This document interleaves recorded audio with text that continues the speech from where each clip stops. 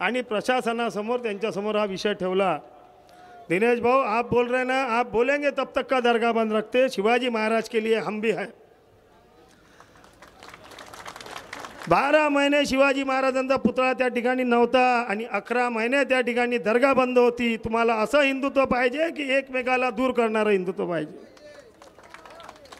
अनवर भाईंनी शिवाजी महाराजांसाठी दरगाह बंद केली, त्या अनवर भाईसाठी टाळ्याचा गजर व्हायला पाहिजे।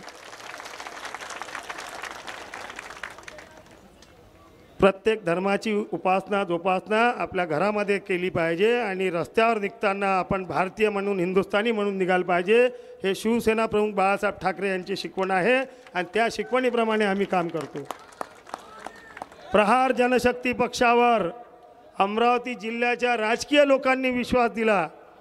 लोकांच्या सांगण्यावरून ही उमेदवारी आहे आणि हे जन आंदोलन लोक यशस्वी करतील या विश्वासासह आम्ही या निवडणुकीला सामोरं जात आहे।